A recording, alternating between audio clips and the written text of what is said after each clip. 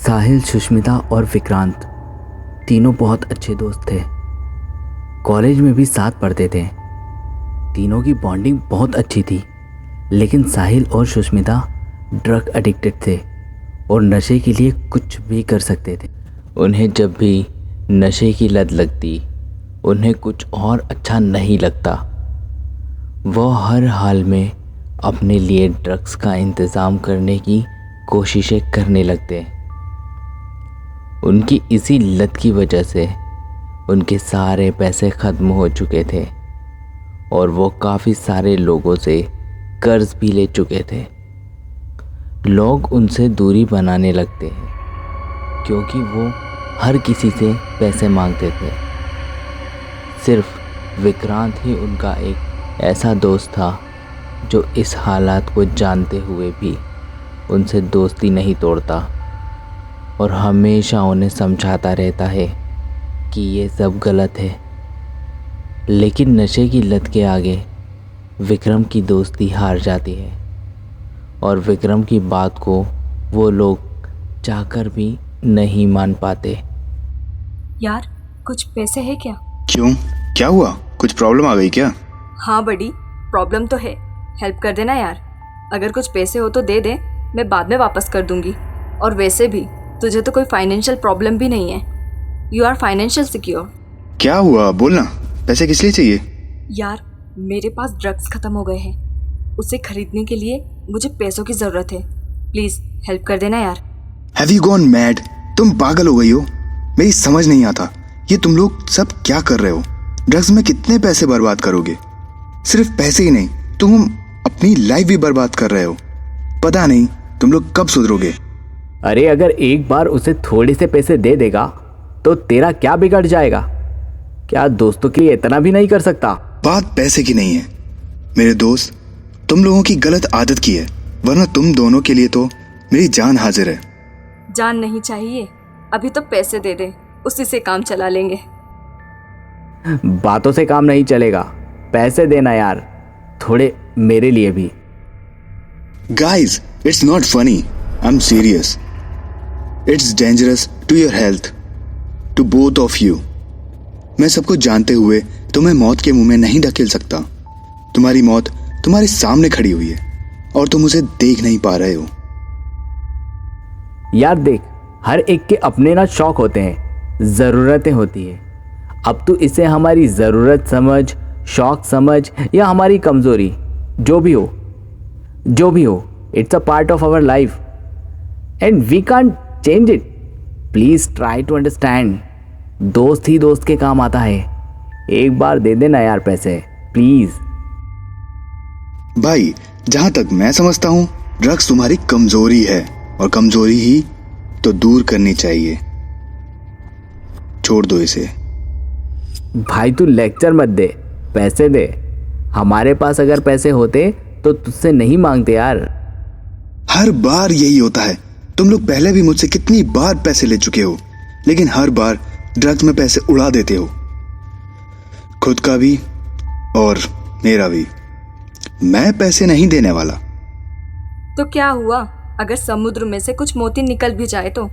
तुम इतना कमा रहे हो, इतने रिच हो, ये पैसे क्या अपनी छाती पर लेकर जाओगे? नहीं यार, ऐसी बात नहीं है। मैं तो बस तुम लोगों के अच्छे के लिए कह रहा था। हमें अपना अच्छा बुरा कुछ नहीं पता, हमें पैसे चाहिए बस। बोल दिया तो बोल दिया, तुझे हमारी दोस्ती की कसम, प्लीज़ दे देना यार पैसे। Okay fine, but this is last time. उसके बाद तुम्हें ड्रग्स छोड़ना होगा। हाँ पक्का मेरे भाई, प्रॉमिस। एक आखिरी बार बस दे दे यार प्लीज़। हाँ प्रॉमिस, इसके बाद हम तुमसे कभी पैसे नहीं मांगेंगे, प्लीज़।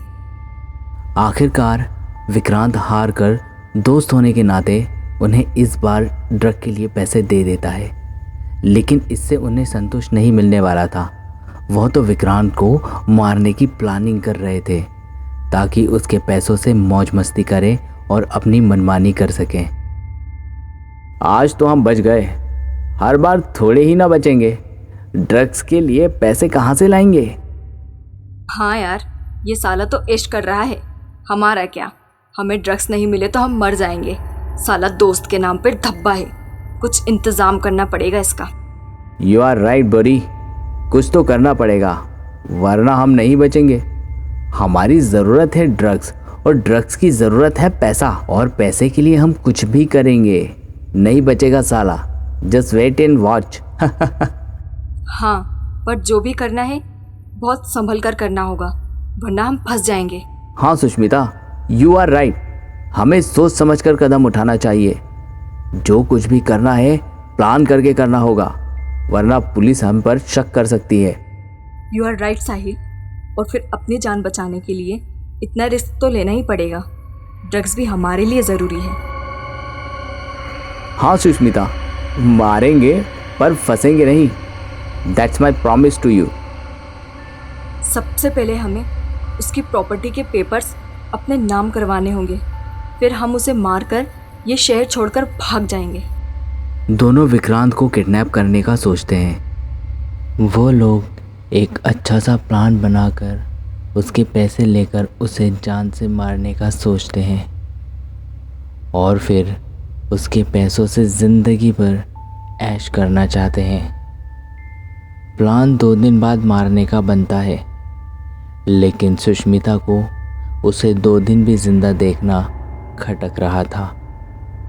वो उसे जल्द से जल्द मारकर उसके सारे पैसे हथियाना चाहती थी। आज से ठीक 2 दिन बाद हम उसे उसी के फार्म हाउस में ले जाकर मारेंगे, लेकिन प्रॉपर्टी साइन करवाने के बाद। ओके? लेकिन 2 दिन हम क्या करेंगे उसके साथ? वो हमें पैसे तो देता नहीं है, फिर वो हमारे किस काम का? ऐसा दोस्त होने से तो ना होना बेहतर है। सुष्मिता, तुम बिल्कुल ठीक कह रही हो, बट डोंट वरी, अपना भी टाइम आएगा। हमें जल्दबाजी में कोई कदम नहीं उठाना चाहिए, वरना फंस सकते हैं। अंडरस्टूड? प्लान के अकॉर्डिंग दोनों विक्रांत को उसके ऑफिस से सीधा फार्म हाउस पर बुलाते हैं, जो कि उसका ही था।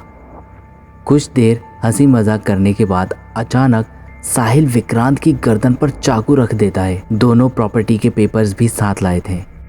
ये अचानक क्या हो गया तुम लोगों को? ये कैसा मजाक है? ये मजाक नहीं, सच है। चल, ये रहे प्रॉपर्टी के पेपर्स, साइन कर वरना जान से जाएगा। अच्छा, अब समझा।